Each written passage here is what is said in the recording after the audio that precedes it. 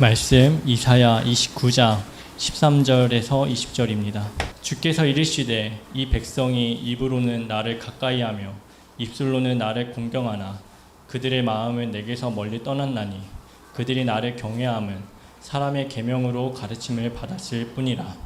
그러므로 내가 이 백성 중에 기이한 일 곧 기이하고 가장 기이한 일을 다시 행하리니 그들 중에서 지혜자의 지혜가 없어지고 명철자의 총명이 가려지리라. 자기의 계획을 여호와께 깊이 숨기려 하는 자들은 화 있을진저 그들의 일을 어두운 데에서 행하며 이르기를 누가 우리를 보랴 누가 우리를 알랴 하니 너희의 패역함이 심하도다. 토기장이를 어찌 진흙같이 여기겠느냐.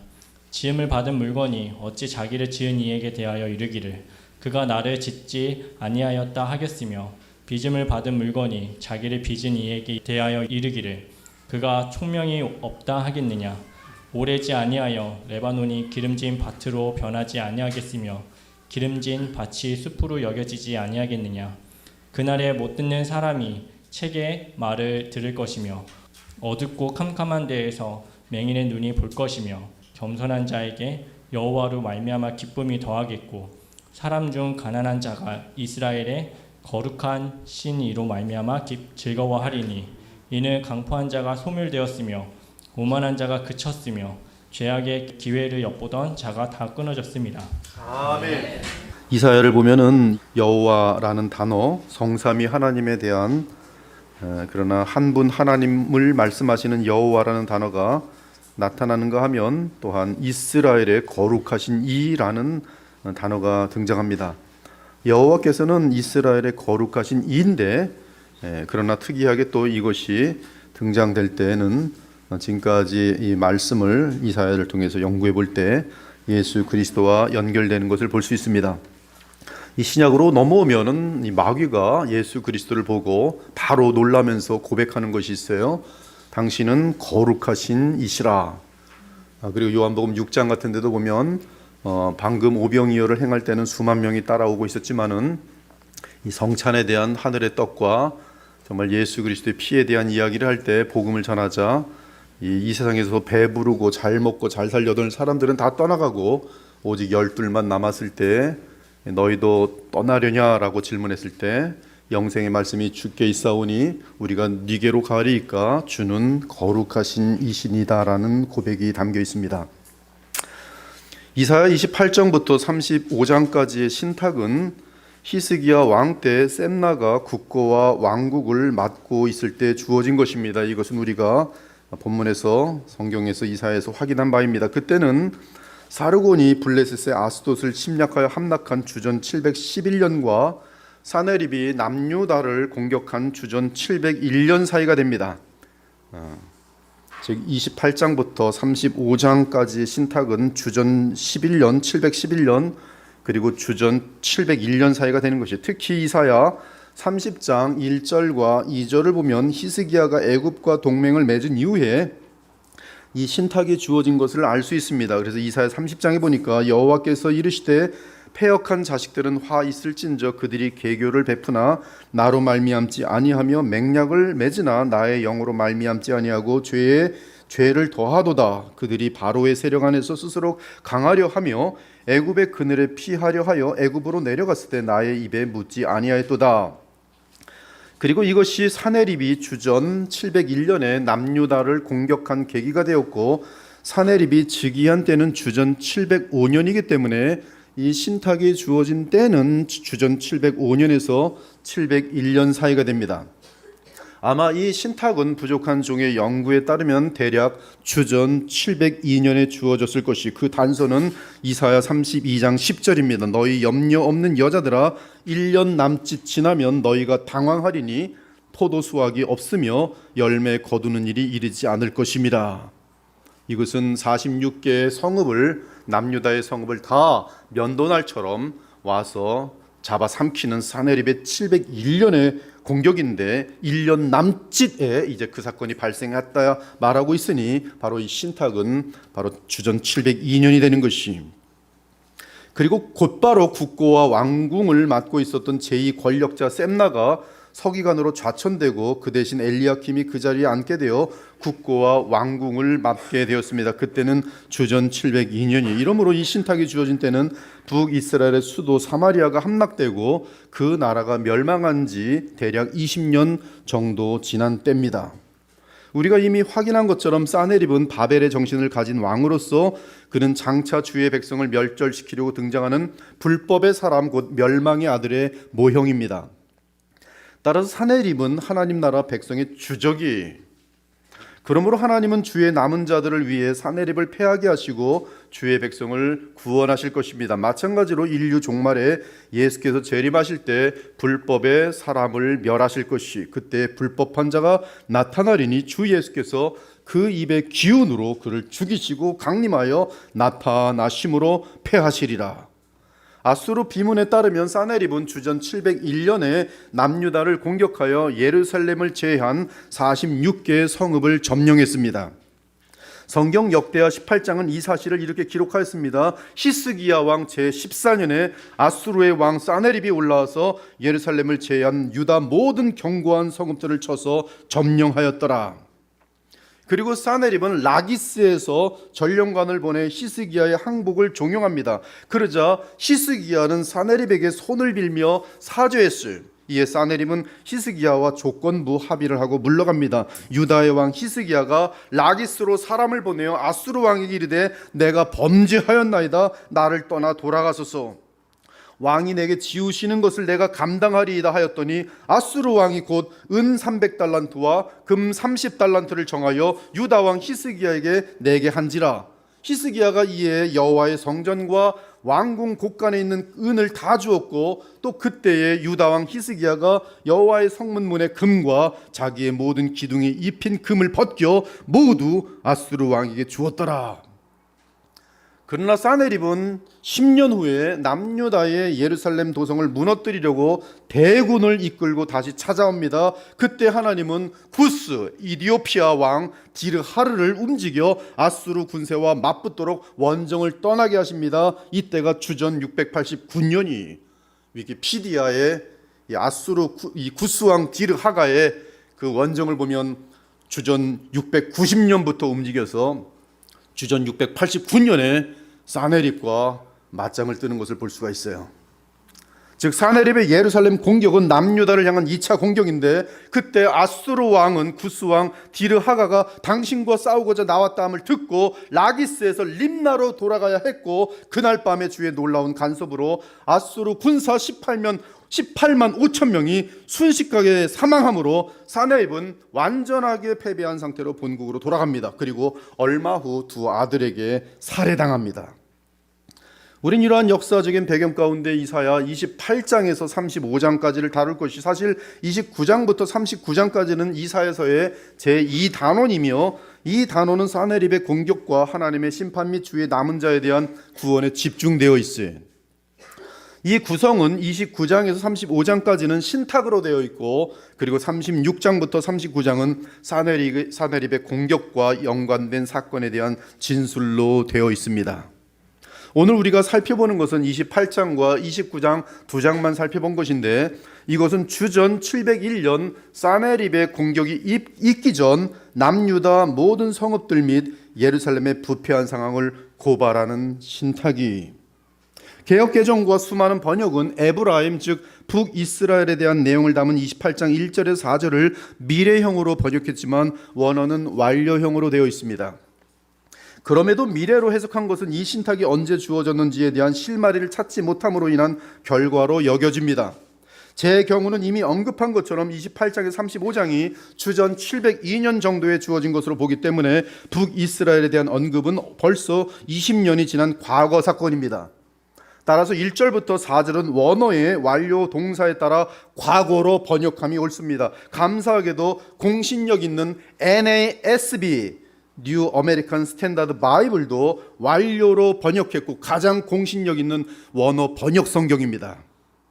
구약 학자의 최고의 권위자인 E.J. 영, 에드워드 조셉 영도 완료로 번역했어요. 그러므로 1절과 4절은 다음과 같이 번역되어도 합당하다고 봅니다. 에브라임의 술 취한 자들의 교만한 면류관의 화로다. 술에 빠진 자의 성, 기름진 골짜기 꼭대기에 세운 성, 그리고 그 성의 꽃 같던 그러나 쇠잔해버린 영화로운 관의 화로다. 보라, 주께서 강하고 힘 있는 자를 사용하셔서 쏟아지는 우박같이 파괴하는 광풍같이 큰 물이 넘침같이 주의 손으로 그 면류관을 땅에 던지시고 에브라임의 술 취한 자들의 교만한 면류관의 발에 질발펼도다. 과거형으로 바꿔버린 거예요. 그 기름진 골짜기 꼭대기에 있는 그의 영화가 쇠잔에 가는 꽃같이 사라졌도다. 마치 여름 전에 처음 익은 무화과와 같이 그것을 본 자가 얼른 와서 따서 먹어버렸도다. 이 사마리아 성은 너무나 아름다운 풍경을 가지고 있었던 북이스라엘의 수도였는데 아수르가 사마리아를 굉장히 탐냈습니다. 그런데 그 아수르가 지금 사마리아를 잡아먹은 것이 20년이 돼버린 것이. 이사야 5장을 보면 우시아 왕 통치 기간에 주 하나님은 술 취한 자들에 대해 이미 경고의 말씀을 하셨어요. 아침에 일찍 일어나 독주를 마시며 밤이 깊도록 포도주에 취하는 자들은 화 있을진저. 그들이 연후에는 수금과 비파와 소고와 피리와 포도주를 갖추었어도 여호와께서 행하시는 일에 관심을 두지 아니하며 그의 손으로 하신 일을 보지 아니하는도다. 그러므로 내 백성이 무지함으로 말미암아 사로잡힐 것이요 그들의 귀한 잔은 굶주릴 것이며 무리는 목마를 것이라. 그러므로 수월 지옥의 욕심을 크게 내어 한량없이 그 입을 벌린즉 그들의 호화로움과 그들의 많은 무리와 그들의 떠드는 것과 그 중에서 즐거워하는 자가 거기에 빠질 것이라. 하나님을 향한 경외함이 없이 교만한 마음 가운데 술에 찌들어 살며 정신 차리지 못하던 북이스라엘은 아름답던 사마리아를 노리던 아수르의 살만 에셀에게 잡아삼켜서 멸망당하였으니 그러나 주 하나님은 주를 경외하며 술 대신 주의 영으로 살아간 참된 신자들에게 친히 영원한 면류관과 아름다운 화관이 되어 그들에게 영광으로 갚아주실 것이, 그리고 지혜로운 그들을 또한 지도자로 세워 정의와 공의가 넘치는 하나님의 나라를 세우는 도구로 삼으실 것이. 28장 5절 그날의 만군의 여호와께서 자기 백성의 남은 자에게 영화로운 면류관이 되시며 아름다운 화관이 되실 것이라. 재판석에 앉은 자에게는 판결하는 영이 되시며 성문에서 싸움을 물리치는 자에게는 힘이 되시리로다. 이렇게 북이스라엘의 멸망을 자기들의 눈으로 똑똑히 지켜본 남유다 백성이지만 신기하게도 북이스라엘의 추악한 점철을 밟습니다. 심지어 남유다의 제사장들과 선지자들도 술에 취해서 정신을 차리지 못하고 살아갑니다. 28장 7절 그리하여도 이들은 포도주로 말미암아 역걸음치며 독주로 말미암아 비틀거리며, 제사장과 선자도 독주로 말미암아 역걸음치며 포도주에 빠지며 독주로 말미암아 비틀거리며 환상을 잘못 풀며 재판할 때 실수하나니 모든 상에는 토한 것 더러운 것이 가득하고 깨끗한 곳이 없도다. 북이스라엘의 멸망을 10년 전에 자명이 보고 알면서도 동일한 그 점철로 술에 취해 살아가는 이 지도자들, 영적 지도자들을 지금 고발하고 있는 것이. 더 무서운 현상은 하나님을 두려움이 없이 주의 말씀을 조롱하는 것이. 누가? 하나님의 백성이, 남유다 백성이. 그들이 이르기를 이사야 그가 누구에게 지식을 가르치며 누구에게 도를 전하여 깨닫게 하려는가? 젖떨어져 품을 떠난 자들에게 하려는가? 갓난아기에게 하려는가? 대저 경계에 경계를 더하며 경계에 경계를 더하며 교훈에 교훈을 더하며 교훈에 교훈을 더하되 여기서도 조금 저기서도 조금 하는구나 하는도다. 이 말 10절은 28장 10절은 애기말 하는 거예요. 애기말. 지금 방금 젖떨어져 품을 떠난 자들, 이 말을 아직 배우기 전에 1살, 2살 뿐이 안 된 애가 그 옹알이 하는 것을 지금 쭉 지금 얘기하고 있는 것이. 히브리어 말로 하면 옹알이 표현이 쭉 나옵니다. 발음 그 자체로. 근데 발음 그 옹알이 하는 것을 지금 개역개정은 다 풀어버렸어요. 11절 그러므로 더듬는 입술과 다른 방언으로 그가 이 백성이 말씀하시리라. 너희들이 알아들을 수 없는 그 옹알이 말을 같은 하는 사람 아수르 군대가 너희를 공격할 것이다. 아수르의 말로 너희에게 말할 것이다. 너희는 그 말을 옹알이처럼 알아들 것이다. 무슨 말인지 못 듣는다. 전에 그들에게 이르시기를 이것이 너희 안식이요 이것이 너희 상쾌함이니 너희는 곤비한 자에게 안식을 주라 하셨으나 그들이 듣지 아니하였으므로 여호와께서 그들에게 말씀하시되 경계에 경계를 더하며 경계에 경계를 더하며 교훈에 교훈을 더하며 교훈에 교훈을 더하고 여기서도 조금 저기서도 조금 하사 그들이 가다가 뒤로 넘어져 부러지며 걸리며 붙잡히게 하시리라. 여호와께서 아수르 군대를 보내어 너희들이 말하는 그런 옹알이 같은 말로 너희들을 말하는데 너희들이 못 알아들을 것이고 그리고 그들에게 잡혀 너희들은 붙잡히고 넘어져 멸망하게 될 것이다. 남유다 백성에게 주께서 선지자를 통해 주의 말씀을 전하면 그들은 갓난아이에 알아들을 수 없는 말처럼 바로 이사 앞에서 아바바바바바바 이러고 있는 거예요. 지금 거절하며 조롱했다는 뜻이. 이때 주의 소중한 말씀을 전하는 선자가 당하는 수치와 모독과 안타까움은 얼마나 컸겠습니까? 제가 지금 설교로 하나님의 복음을 전하는데 어떤 장로가 맨 앞에 앉아서 말할 때마다 설교 한 편 조금 이제 한 줄 나가면 아바바바바바 앞에서 이러고 앉아서 그래서 봐요. 그때 예배를 방해하면서 설교를 조롱한다면 저는 얼마나 낙심하고 화가 나고 비참을 느끼겠어요. 이에 주께서 말씀하십니다. 너희가 말을 알아들 수 없는 아바바바바바라고 말하는 아수르가 와서 너희를 다 사로잡을 것이고 말로 다 표현 못할 비참과 궁핍과 고통을 안겨줄 것이다.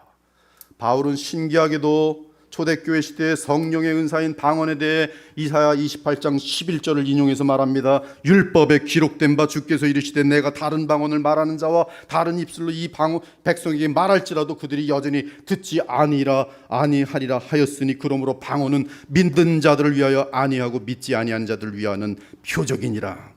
즉 선자들을 통해 주시는 말씀을 소중히 여긴다면 방언은 필요 없다는 뜻이. 이처럼 남유다는 백성은 물론이고 그 나라의 지도자인 예루살렘의 제사장들과 선자들마저도 술과 방탕과 세속에 물들어 있었을 뿐만 아니라 나아가 주를 경외하지도 않고 주의 말씀을 소중히 여기지도 않았으니 주께서 그들을 심판하실 수밖에 없으신 것이 14절 28장 14절 이러므로 예루살렘에서 이 백성을 다스린 너희 오만한 자여 여호와의 말씀을 들을지어다. 너희가 말하기를 우리는 사망과 언약하였고 소울과 맹약하였은즉 넘치는 재앙이 밀려올지라도 우리에게 미치지 못하리니 우리는 거짓을 우리의 피난처로 삼았고 허위 아래에 우리를 숨겼음이라 하는도다. 남유다 백성과 예루살렘 지도자들은 애굽과 동맹을 맺고 안일한 상태에 빠져 있었어요. 이때 히스기야 왕도 믿음을 놓치고 거짓 선자들과 어리석은 제사장들에게 속아 넘어간 상태에 있었습니다. 이에 이사야를 통해 주 하나님 여호와의 영원한 진리가 선포됩니다. 28장 16절 그러므로 주 여호와께서 이같이 이르시되 보라 내가 한 돌을 시온에 두어 기초를 삼았노니 곧 시험하는 돌이요 귀하고 견고한 기초돌이라. 그것을 믿는 이는 다급하게 되지 아니하리로다. 이 선포는 지금 애굽을 의지하고 거짓 안정을 느끼며 안일에 빠진 남유다 백성에게 그들이 쌓은 집은 모래에 쌓은 집이지만 주의 말씀에 순종하여 쌓은 집은 반석 되시는 그리스도 위에 쌓는 안전한 집이 될 것이라는 사실을 알리는 내용이. 그러므로 풍랑이 일고 비가 내리면 모래 위에 쌓은 집은 무너지지만 반석에 쌓은 집은 무너지지 않을 것이. 이 반석은 하나님이 시험하여 검증한 반석이며 동시에 그 반석은 모든 것을 시험하는 반석입니다. 즉 그 반석 위에 서는 것은 영원히 보호를 받지만 그렇지 않은 모든 것은 풍랑이 일 때 산산조각이 나서 무너질 것이. 마태복음 7장 24절에 예수께서 말씀하십니다. 그러므로 누구든지 나의 이 말을 듣고 행하는 자는 그 집을 반석 위에 지은 지혜로운 사람 같으리니 비가 내리고 창수가 나고 바람이 불어 그 집에 부딪히되 무너지지 아니하나니 이는 주추를 반석 위에 놓은 까닭이요 나의 이 말을 듣고 행하지 아니하는 자는 그 집을 모래 위에 지은 어리석은 사람 같으리니 비가 내리고 창수가 나고 바람이 불어 그 집에 부딪힘에 무너져 그 무너짐이 심하니라. 이 기초돌 반석은 메시아 예수 그리스도입니다. 하지만 지금 남유다는 애굽을 의지함으로 모래 위에 집을 쌓았으니 그러나 그들 중에 회개하고 반석에 서는 남은 자들이 있을 것입니다. 그러므로 공의와 정의의 하나님께서는 주의 말씀을 업신여기고 조롱하며 나아가 세상을 의지하고 거짓 안정을 느끼면서 술과 방탕에 찌들어 사는 언약 백성 이스라엘을 아수르라는 우박과 창수로 심판하실 것이 28장 17절 나는 정의를 측량줄로 삼고 공의를 저울추로 삼으니 우박이 거짓의 피난처를 소탕하며 물이 그 숨는 곳에 넘칠 것인즉 너희가 사망과 더불어 세운 언약이 패하며 수울과 덤으로 맺은 맹약이 서지 못하여 넘치는 재앙이 밀려올 때 너희가 그것에게 밟힘을 당할 것이라. 그리고 주께서 몽둥이로 사용하시는 아수르라는 우박과 창수가 일어날 때 남유다의 어리석은 자들은 말로 다 표현 못할 비참과 두려움에 처하게 될 것이 이는 주 하나님께서 그들을 향해 원수로 행할 것이기 때문입니다. 주님께서 자기 백성에게 원수로 행해요. 그것이 지나갈 때마다 너희를 잡을 것이니 아침마다 지나가며 주야로 지나가리니 소식을 깨닫는 것이 오직 두려움이라. 침상이 짧아서 능히 몸을 펴지 못하며 이불이 좁아서 능히 몸을 싸지 못함 같으리라 하셨느니라. 여러분이 하나님의 진노를 받을 때는요, 잠을 자도 자는 게 아니고 깨도 깨는 게 아니에요. 갈 데가 없어요. 이 우주 공간에 달나라로 도망친다고 도망갈 수 있을 것 같습니까? 하나님의 진노를. 영원한 진노는 영원한 하나님의 무서움 가운데 처하는 것이 대저 여호와께서 불하심 산에서와 같이 일어나시며 기브온 골짜기에서와 같이 진노하사 자기의 일을 행하시리니 그의 일이 비상할 것이며 자기의 사역을 이루시니 그의 사역이 기이할 것임이라. 왜 기이한지 아십니까? 하나님께서 자기 백성을 원수로 삼으시는 것이 기이해요. 여기서 불하심 산과 기드온 골짜기는 주 여호와께서 다윗 왕 및 여호수아의 전투에서 그들 편에 서서 원수를 제거해 주신 곳인데 지금은 도리어 주의 백성의 원수인 아수르를 사용하여 자기 백성을 치실 것이니 참으로 기이한 일이란 말씀이. 그러나 이 모든 것은 주의 백성 가운데 가짜와 찌꺼기를 제거하며 참된 주의 백성으로 회개하도록 하기 위함입니다. 그러므로 오만함을 버리고 회개할 것을 권합니다. 22절 그러므로 너희는 오만한 자가 되지 말라. 너희 결박이 단단해질까 하노라. 그렇지 않으면 대저 온 땅을 멸망시키기로 작정하신 것을 내가 만군의 주 여호와께로부터 들었느니라. 너희는 귀를 기울여 내 목소리를 들으라. 자세히 내 말을 들으라. 하나님은 이런 심판의 상황에서 회개하는 자에게 위로와 보호와 복락으로 베푸시고 그렇지 않고 완고한 자에게는 더욱 매질하실 것이며 나아가 가짜들은 이런 기회에 완전하게 제거되어 오직 주의 참된 자녀들만 남게 될 것이. 이 모든 사실을 마음 가장 깊은 곳까지 완전하게 하시는 하나님께서는 결코 실수하지 않으십니다. 즉 진노할 자에게 진노하시고 위로할 자에게 위로하시고 버릴 자를 버리시고 찾을 자를 찾으시는 것이. 이 사실을 알려주기 위해 하나님은 농부가 파종하는 씨앗들을 각 종자에 맞게 다양하게 다루신다는 사실을 언급합니다. 파종하려고 가는 자가 어찌 쉬지 않고 갈기만 하겠느냐? 자기 땅을 개간하며 고르게만 하겠느냐? 지면을 이미 평평히 하였으면 소의 향을 뿌리며 대의 향을 뿌리며 소맥을 줄줄이 심으며 대맥을 정한 곳에 심으며 귀리를 그 가에 심지 아니하겠느냐? 이는 그의 하나님이 그에게 적당한 방법을 보이사 가르치셨음이며 소의 양은 도리깨로 떨지 아니하며 대의 양에는 수레바퀴를 굴리지 아니하고 소의 양은 작대기로 떨고 대의 양은 막대기로 떨며 곡식은 부수는가 아니라 늘 떨기만 하지 아니하고 그것에 수레바퀴를 굴리고 그것을 말굽으로 밟게 할지라도 부수지는 아니하나니 이도 만군의 여호와께로부터 난 것이라. 그의 경영은 기묘하며 지혜는 광대하도다. 사랑하는 여러분, 오늘 28장에서 우리 주 하나님께서 가장 강조하신 것은 반석이, 그 반석은 예수 그리스도십니다. 그 반석을 믿고 서면 원수로 인한 낭패 또는 지옥의 위협을 받지 않습니다. 그러므로 주 여호와께서 이같이 이르시되 보라 내가 한 돌을 시온에 두어 기초를 삼았노니 곧 시험한 돌이요 귀하고 견고한 기초돌이라. 그것을 믿는 이는 다급하게 되지 아니하리로다. 다른 곳에서는 그것을 믿는 이는 수치를 당하지 아니하리라. 이 말씀의 궁극적인 심판은 지옥입니다. 즉 하나님이 말씀하신 반석을 무시하고 의지하지 않는 자는 주야로 영원히 두려움과 고통 가운데 있게 될 것이. 그러므로 이런 지옥에서 벗어나는 위대한 구원의 진리를 알려면 교만하고 오만한 마음을 회개하고 주의 말씀을 가장 소중히 여겨야 합니다. 하나님의 말씀을 가장 소중히 여기셔야 돼요. 하나님의 말씀을 가장 소중히 여기셔야 합니다. 하나님의 말씀은 예수 그리스도세요. 한편 하나님은 인간의 교만한 마음의 가장 큰 특징은 주의 말씀을 등한시하고 업신여기고 조롱하는 것이라고 거듭 알려주십니다. 너희 오만한 자여 여호와의 말씀을 들을지어다. 그러므로 너희는 오만한 자가 되지 말고 너희는 귀를 기울여 내 목소리를 들으라. 자세히 내 말을 들으라.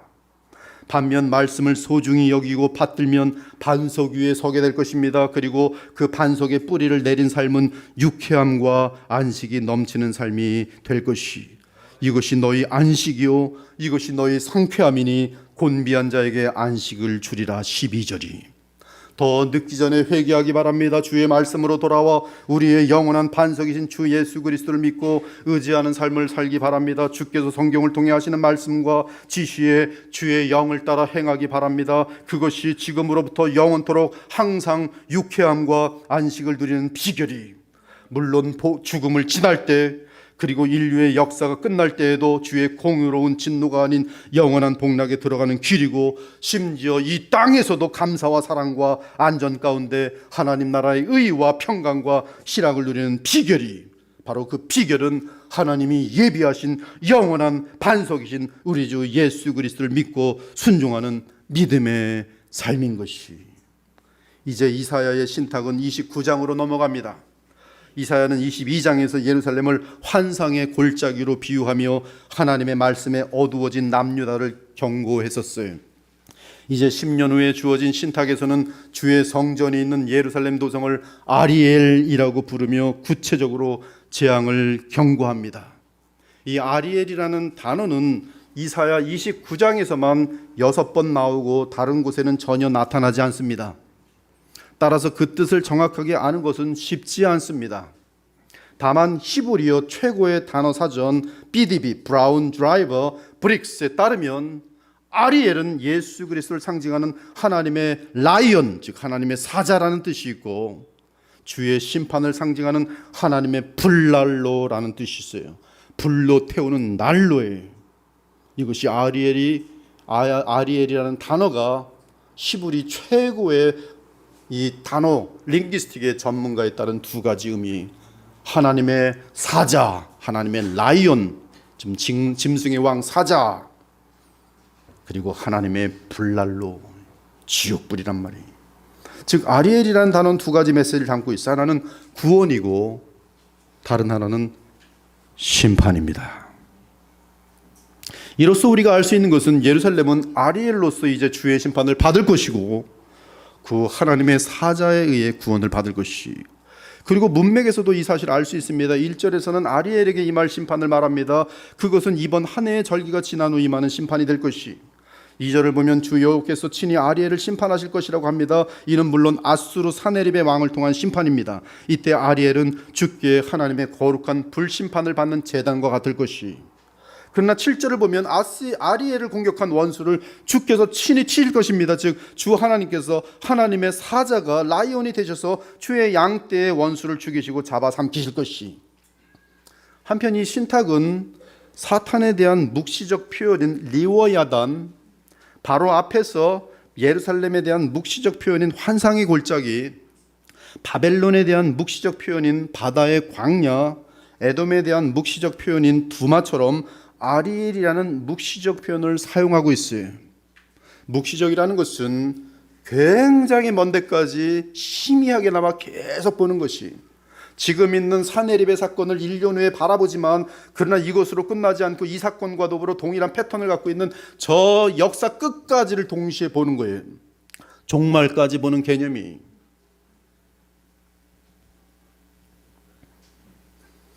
이는 먼 훗날까지의 예언을 환상으로 보는 신탁이란 뜻입니다. 따라서 예루살렘을 가리키는 아리엘은 구약의 예루살렘 성과 성전만을 뜻하지 않고 이 땅의 하나님의 백성 및 그들의 교회까지 바라보고 있어요. 따라서 오늘 아리엘에 관련한 신탁은 1차적으로는 사내립과 관련하고 그 다음으로는 바벨론 제국의 침략, 나아가 예수님 당시의 로마 제국의 침략, 심지어 예수님 재림 당시에 있을 적그리스도의 침략 및 이 땅의 주의 마지막 교회 시대까지 내다보는 환상이, 이러한 배경과 문맥을 마음에 두고 이사야 29장 1절에서 4절을 봅니다. 이 내용은 아리엘에 대한 주의 심판이, 그러나 주의 심판은 멸절을 위한 것이 아니라 정결을 위한 것입니다. 그러므로 가짜와 거짓을 씻어내어 떨어져 나가게 하고 오직 남은 자들만이 예루살렘에 남아서 머물게 될 것이, 우리 교회는 진짜들이 많아서 환란과 풍파가 쳐도 허다한 사람들이 남을 것으로 전 믿어요. 그러나 상당히 많은 교회가 어떤 어려운 일, 무슨 지난번에 코로나 벌써 지나갔죠. 그보다 더 무섭고 심한 심판이 올 때 가짜들은 다 도망갑니다. 교회에 남아있지 않아요. 일제 신사 때도 그랬고, 신사 참배 때도 그랬고, 6.25 사변 때도 그랬어요.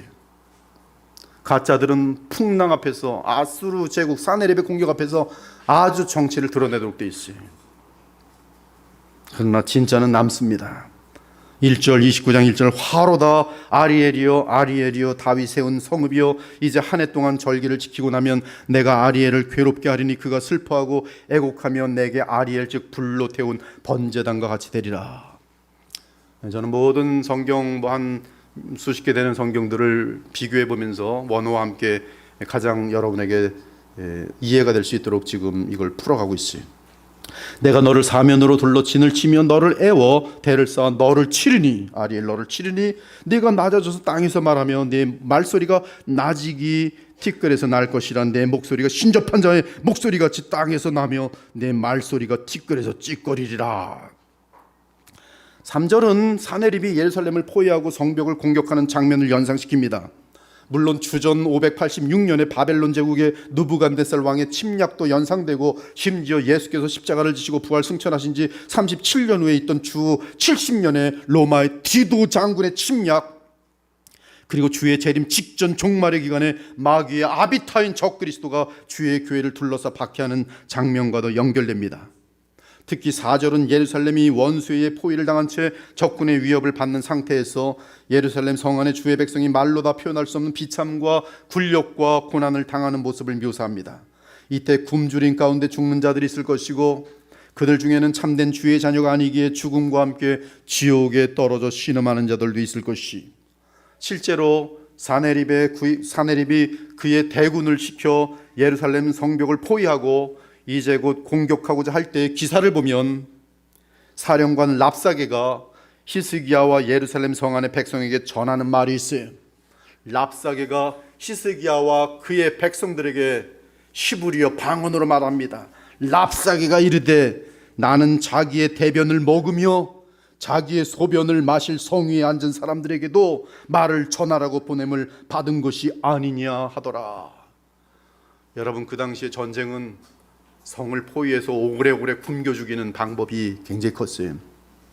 그러면 사람들이 그 성 안에서 나중에 먹을 것이 없어서 자기 자녀도 잡아먹고, 여기 랍사게는 자기 대변을 먹으며 자기의 소변을 먹게 될 너희들이여 빨리 처참하게 굶어 죽느니 항복하라. 또한 아리엘이 심판과 구원의 이중 의미를 가지고 있는 것처럼 4절 역시 주께서 예루살렘 성을 정결케 하시는 과정에서 찌꺼기를 제하시고 참된 남은 자만을 살려내시는 그러한 의미도 담고 있어요. 특히 네 목소리가 신접한 자의 목소리같이 땅에서 나며 내 말소리가 티끌에서 찌꺼리라고 한 것은 28장에서 다룬 것처럼 하나님의 계시의 말씀을 무시하고 도리어 주의 말씀을 전하는 자 앞에서 아바바바바라고 찌꺼리며 방해하고 조롱하던 자들과, 심지어 이 비참과 고통과 괴로움 가운데 하나님은 우리를 저버렸으니 우리의 운명에 대해 신접한 자와 마술사에게 묻자라고 제시한 자들에 대한 운명을 보여주는 장면이, 그래서 이미 이사야는 이런 제안 때문에 바른 제안을 제시한 적이 있어요. 이사야 8장 19절에 어떤 사람이 너희에게 말하기를 주절거리며 속살거리는 신접한 자와 마술사에게 물으라 하거든 백성이 자기 하나님께 구할 것이 아니냐, 산 자를 위하여 죽은 자에게 구하겠느냐 하라. 그들은 죽음과 함께 지옥이, 가짜들이 반면에 주의 혹독하고 거룩한 의로운 징계 앞에서 신음하며 회개하는 자들도 있을 것이, 내가 낮아져서 땅에서 말하며 내 말소리가 나직이 티끌에서 날 것이라. 그들은 사무엘의 어머니 기도처럼 저 깊은 영혼 속에서 저절로 터져나오는 신음과 눈물과 애통 가운데 회개하는 자들이, 이에 하나님은 주 앞에 회개하는 주의 남은 자들을 위해 친히 예루살렘을 정결케 하기 위해 사용하셨던 사네립과 그의 군대를 멸하실 것이. 29장 5절 그러나 네 대적의 무리는 세미한 티끌 같겠고 강포한 자의 무리는 날려가는 겨 같으리니 그 일이 순식간에 갑자기 일어날 것이라. 만군의 여호와께서 우레와 지진과 큰 소리와 회오리 바람과 폭풍과 맹렬한 불꽃으로 그들을 징벌하실 것인즉 아리엘을 치는 열방의 무리 곧 아리엘과 그 요새를 쳐서 그를 곤고하게 하는 모든 자는 꿈같이 밤에 환상같이 되리라. 이때 여기서 아리엘의 의미는 하나님의 라이온 사자를 뜻합니다. 계시록은 예수 그리스도를 유대 지파의 사자 라이온 다윗의 뿔이라고 말하였어요. 지금 하나님이 주의 남은 자를 아수르로부터 구원하시는 이유는 아리엘 때문입니다. 즉 그들의 죄를 해결하기 위해 장차 오실 하나님의 아들 예수 그리스도 때문에 남은 자들은 구원을 받아요. 장로 중에 한 사람이 내게 말하되 울지 말라, 유대 지파의 라이온 다윗의 뿌리가 이기었도다. 즉 다윗이 가리키는 예수 그리스도의 속량 때문에 구원약 시대의 남은 자들도 믿음으로 구원받는 것을 알려줍니다. 그러므로 구약 시대든 신약 시대든 오직 그리스도를 통해 주시는 하나님의 일방적인 은혜로만 구원받는 것이 대저 내가 나를 위하여 내 종 다윗을 위하여 이 성을 보호하며 구원하리라. 따라서 사네립의 아수르의 사네립, 그리고 인류 역사 가운데 하나님의 백성을 대적하는 세상 나라들과 심지어 먼 훗날 마귀는 너무나 잡아먹고 싶던 예루살렘 성읍 및 주의 백성이 거하는 성전을 잡아먹지 못한 채 굶주릴 것이, 줄인 자가 꿈에 먹었을지라도 깨면 그 속은 여전히 비고 목마른 자가 꿈에 마셨을지라도 깨면 곤비하며 그 속에 갈증이 있는 것 같이 시온산을 치는 열방의 무리가 그와 같으리라. 오 사랑하는 여러분, 이사야는 다시 예루살렘 성과 유다 백성이 왜 사네립의 공격을 받게 되는지 한 번 더 확인시켜 줍니다. 그것은 그들 마음에 주 여호와 하나님을 향해 경외하는 마음이 없기 때문이. 이러한 마음은 하나님의 말씀을 우습게 여기며 소돔과 고모라 사람처럼 주의 심판의 경고를 전혀 개의치 않습니다. 따라서 하나님은 오래 참으심을 마무리하시고 이제 아수르 왕 사네립을 사용하여 유다 백성을 심판하실 것이, 그럼에도 만일 회개하지 않으면 땅에서 멸절되어 영원히 멸망할 것이. 9절부터 11절의 내용은 이 경고를 되풀이합니다. 그들에게 아무리 주의 신탁을 전해도 조금도 바뀌지 않고 도리어 더욱 완고해지는 것을 보니 이제는 마음껏 완고해지라는 이사야의 포기하는 마음과 그로 인한 눈물과 슬픔이. 진짜 목사는 돈 때문에 명예 때문에 목회하지 않아요. 그 한 영혼이 지옥 떨어지는 게 불쌍해서 연락합니다. 근데 그 연락과 배려를 안 듣고 끝까지 안 듣고 오히려 자존심만 커지면서 대단한 존재가 되는 그냥 착각을 해요. 그 어둠의 구렁텅이에서 빠져나오게 하려는 그 구원의 손길을 거절하는 거예요. 그러면 이 손을 내미는 목자의 마음은 아주 갈등이 심해요. 이걸 그만해야 되는가? 계속 또 잡아줘야 되는가? 스스로 고집 부리면서 나는 그냥 지옥으로 떨어질 거야 하고 달려가는 사람들을, 지금 이사야의 심정이 동일합니다. 그 심정이 담겨 있어요. 그래 이제는 차라리 더 어리석어져라. 그래서 세상 사람들처럼 아예 아무런 영적인 지각과 감각조차 갖지 말도록 하여라. 스스로의 착각 속에 취해 살거라. 지금까지 방탕한 가운데 술에 취하여 살아온 것처럼 이제는 영적으로도 아예 하나님 말씀을 전혀 개의치 말고 살도록 하거라. 이제 하나님께서는 너희를 깊은 잠에 빠지게 하셨도다. 너희의 눈 역할을 하던 선자들의 눈은 감겼고 너희의 머리 역할을 하던 선견자들의 마음은 깊은 잠에 빠졌도다. 그러므로 이제 너희를 위해 주셨던 이 모든 신탁이 적힌 이 책은 너희에게 봉인된 책과 같을 것이다. 그를 읽을 줄 아는 선자나 선견자에게 신탁이 쓰인 이 책을 가져가서 읽어달라고 하면 그 사람은 이 책은 봉인되어 있어서 읽을 수 없다라고 말할 것이다. 혹은 그를 읽을 줄 모르는 일반 사람에게 이 책을 가져가서 읽으라고 하면 그 사람은 나는 그를 읽을 줄 몰라서 무슨 내용인지 모른다라고 대답할 것이다. 그러므로 유다 백성은 기록된 말씀의 신탁을 알 수 없으니 주의 심판에 대해 알 수 없고 또한 회개하거나 심판을 준비하지 못하게 될 것입니다. 따라서 주의 심판은 더 이상 미뤄질 수 없음이 자명하여져요.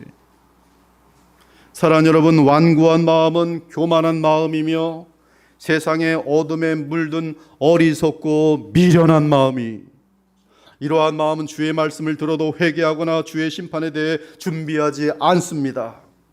이는 그들이 참으로 주 하나님과 그분의 아들 그리스도를 경외하는 마음이 없다는 증거요, 나아가 남은 자들에게 속할 수 없는 가짜라는 뜻이, 이들은 위선자들이며 예수님 시대의 바리새인과 사두개인 같은 자들이, 신기한 것은 29장 10절에서 여호와께서 잠들게 하는 영을 부으신다라고 할 때 부으시는 것은 전제 또는 관제를 드릴 때 사용하는 동사 나사크인데, drink offering, 포도주를 붓는 하나님께 드리는 거룩한 제사입니다. 신자들의 자신의 헌신과 희생을 나타내고 싶을 때 전제 또는 관제라고 하는 이 제사를 드리도록 되어 있어요. 포도주나 독주를 하나님 여호와의 제단에 부어 바치는 것을 의미합니다. 그런데 지금 29장 10절에 보니 사람이 아닌 하나님께서 잠들게 하는 영으로 포도주를 붓듯이 남유다 백성에게 부으시겠다는 거예요. 대저 여호와께서 깊이 잠들게 하는 영을 너희에게 부어주사 너희의 눈을 감기셨음이니 그가 선자들과 너희의 지도자인 선견자들을 덮으셨습니다. 이는 주 하나님께서는 유다 백성의 헌신과 희생이 위선이라는 사실을 정확하게 지적하는 참으로 깊은 표현이, 지금 유다 백성들이 술 먹고 방탕하고 더러운 짓을 하고 하나님 말씀을 업신여기면서 장난하면서 뭘 하는지 아세요? 근데도 제사는 드려요. 헌금도 내요. 이벤트도 해요. 모이기도 잘 모여요. 지금 그 말하는 거예요. 지금 예배도 드려요.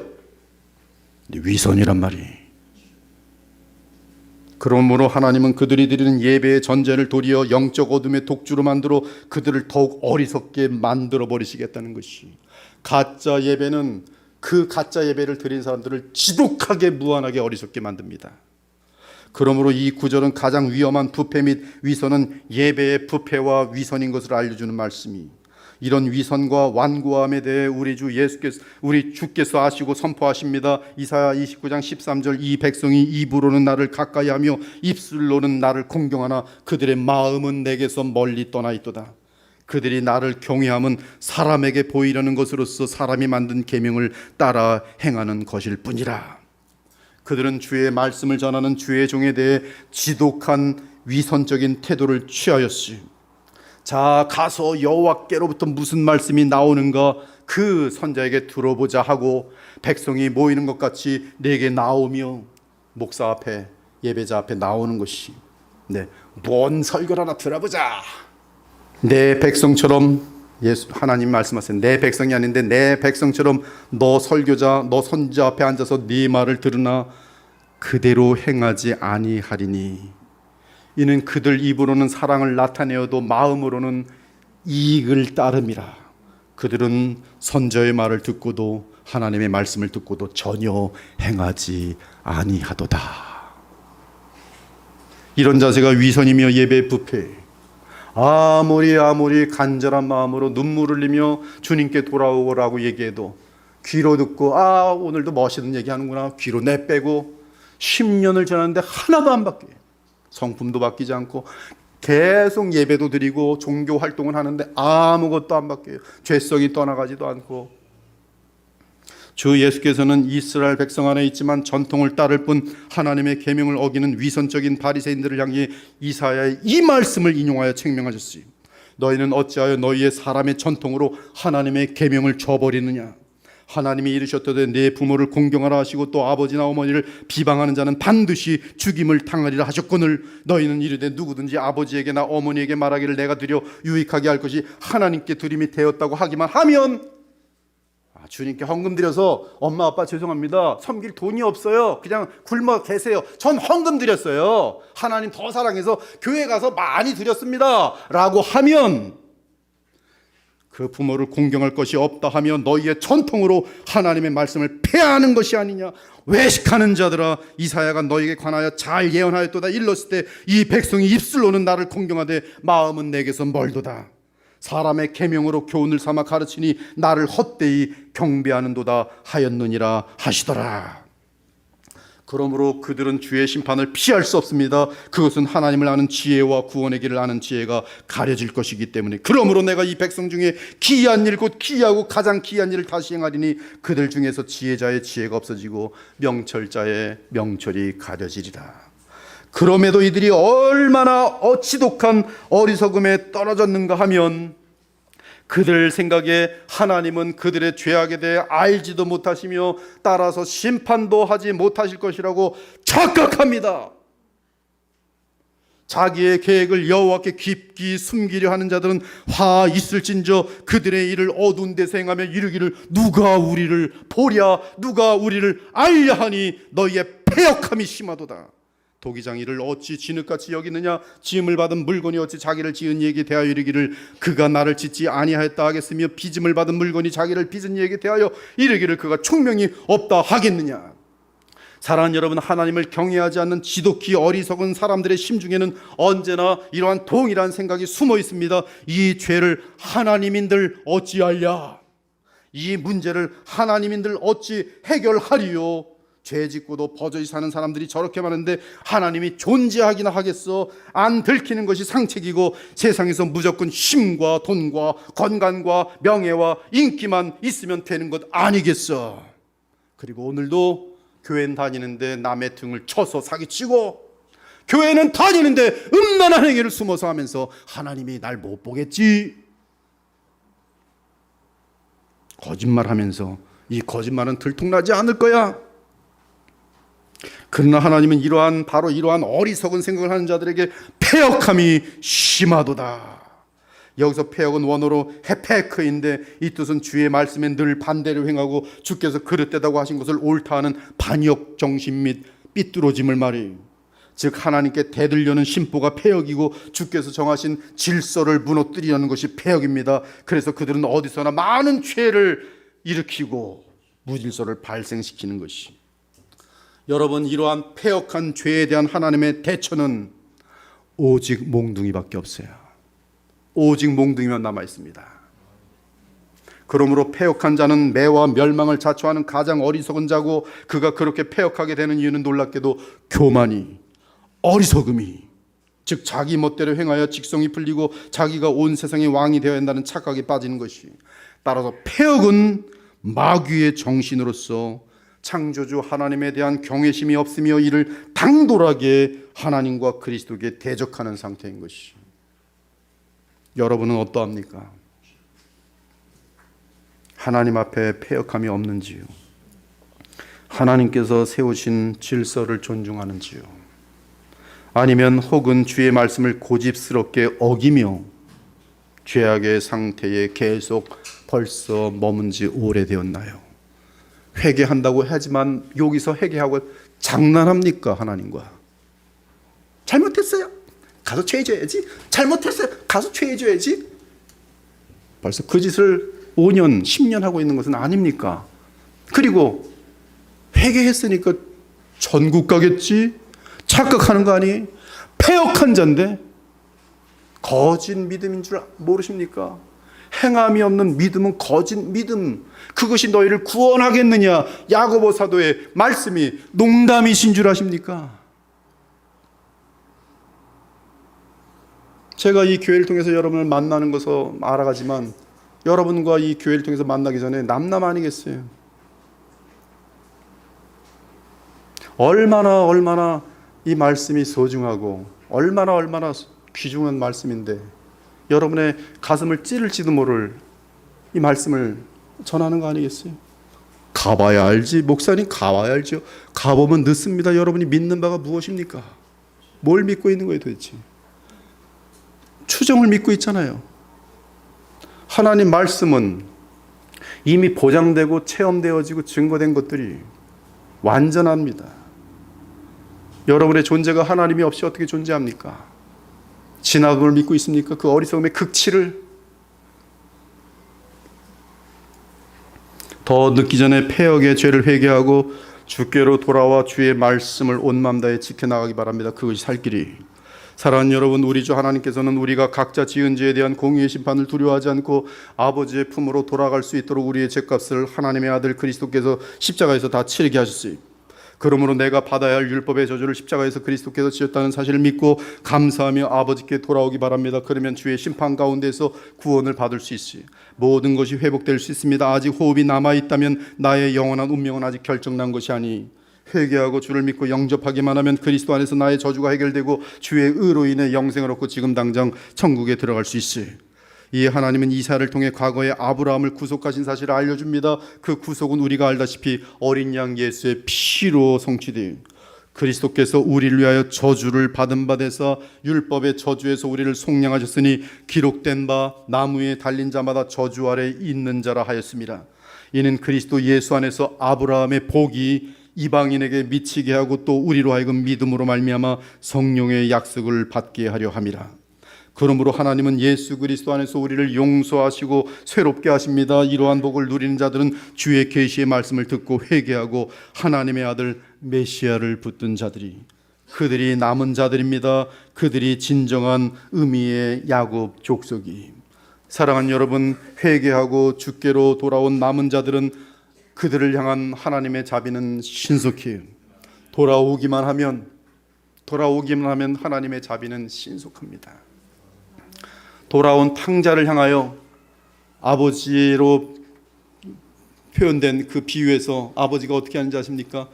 돌아오기만 한 저 멀리 탕자가 보이는데 보이자마자 벌써 수년 후에 지금 한 번 찾아오는 아들인데 이 집안의 모든 것을 망가뜨리고 명예를 다 깎아버린 탕자, 기생들과 함께 술과 함께 완전히 탕자인데 돌아오는 그 아들을 보고 아버지가 저기 들어온 곳까지 뛰어가서 그 둘째 아들을 껴안고 눈물을 흘리며 자기 옷을 입히고 금가락지를 끼어 입히고 잔치를 베풀고, 이것이 주님께 진심으로 돌아오고자 하는 그 어떤 죄인이라도 진심으로 회개하고 인생을 바꾸고 주께 돌아오려고 하는 자들에 대한 아버지의 사랑의 마음인 것이. 하나님의 자비는 신속해요. 오래 걸리지 않습니다. 그러므로 그들이 겪는 고난은 항상 짧고 그 이후로 오는 영광은 영원히, 그 영광은 남유다의 예루살렘에 머물지 않고 온 세상을 변화시킬 것이. 17절은 이사야 32장 15절과 맞물립니다. 마침내 위에서부터 영을 우리에게 부어주시니 광야가 아름다운 밭이 되며 아름다운 밭을 숲으로 여기게 되리라. 즉 남은 자들에게 주의 영이 부어질 것이고 그들로 인해 광야에 있던 이방 백성들에게도 주의 영이 부어져서 아름다운 밭이 될 것이. 그리고 주께서 친히 심판으로 강포한 자를 소멸할 것이기에 주의 참된 모든 자녀는 영원한 안전을 보장받고 감사와 거룩함과 사랑으로 살아가게 될 것이. 사랑하는 여러분, 결론을 내릴게요. 인생은 짧고 죽음 이후 곧바로 주님을 만나서 삶을 정산해야 됩니다. 현재 진행되는 세상 역사와 자연 현상을 볼 때 무엇보다도 문화와 과학이 급속도로 빠른 변화를 하는 것을 볼 때 지금 보니까 채트 GPT-4인가 이런 것이 지금 등장해 버렸는데요. 그거는 지금 앞으로 이 세상 구조를 어마어마하게 바꿀 겁니다. 어마어마하게. 앞으로 엄청, 지금까지도 너무나 많이 바뀌었는데 앞으로는 더 많이 바뀔 거예요. 근데 이 속도가 과거에 수십 년, 수백 년 걸릴 것이 지금 몇 개월뿐이 안 걸려요. 죄악의 절정이라고 할 수 있는 동성애, 낙태, 종교 나와나가 활개치는 것을 볼 때 주의 재림은 그리 오래 남지 않은 것이 분명합니다. 그러나 그보다 더 분명한 것은 우리의 인생이 짧다는 것이. 우리 중에 한 달 후에 이 세상을 떠날 수도 있어요. 우리 중에 내후년에 이 자리에 없을 사람도 있어요. 몇 년 안 남은 거예요. 사고로 죽을 수도 있어요. 우리 인생은 얼마 남지 않은 것은 너무나 분명히. 여러분은 영생을 얻은 상태에 있습니까? 정말 거듭난 신자가 확실합니까? 오늘이라는 날의 날마다 항상 그리스도 안에서 천국을 누리고 있습니까? 잘 모르겠는데요 라고 말하면 대단히 위험한 상태예요. 당장 회개하고 온 마음을 다해 영원한 반석에 계신 주 예수께로 돌아와 그분을 믿고 의지하며 주의 말씀에 순종하기 바랍니다. 위대한 성 어거스틴을 만들어낸 성경 구절은 이 시대를 살아가는 여러분들에게 너무나 소중한 말씀이, 또한 너희가 이 시기를 알거니와, 또한 너희가 이 시기를 알거니와 자다가 깰 때가 벌써 되었으니 이는 이제 우리의 구원이 처음 믿을 때보다 더 가까웠습니다. 밤이 깊고 낮이 가까웠으니 그러므로 우리가 어둠의 일을 벗고 빛의 갑옷을 입자. 낮에와 같이 단정히 행하고 방탕하거나 술 취하지 말며 음란하거나 호색하지 말며 다투거나 시기하지 말고 오직 주 예수 그리스도로 옷 입고 정욕을 위하여 육신의 일을 도모하지 말라. 세상 사람들은 정욕을 위하여 육신의 일을 정신없이 도모하고 있어요. 벌써 수간도 합법화한 나라가 있어요. 이제 전 세계가 동성애를 다 합법할 것입니다. 그리 멀지 않았어요. 그리고 저처럼 동성애는 가장 치욕스럽고 무서운 더러운 죄다라고 하는 자들을 고발해서 감옥에 처할 날도 그리 멀지 않았어요. 그러나 정욕을 위하여 육신의 일을 도모하는 자는 지옥으로 떨어질 것이, 그러나 끝까지 주님 사랑하면서 남은 자들은 주께서 보호해 주시고 영원한 영광으로 인도해 줄 것이, 우리 주의 모든 백성이 더욱 경성하며 깨어서 오직 우리의 여생은 주께서 원하시는 삶을 살며 주를 닮아가면서 많은 영원한 통상한 열매를 맺어 주 하나님께 기쁨 되시는 저와 여러분 되시기를 우리 주 예수 그리스도의 이름으로 축원합니다. 아멘. 주 하나님 감사합니다.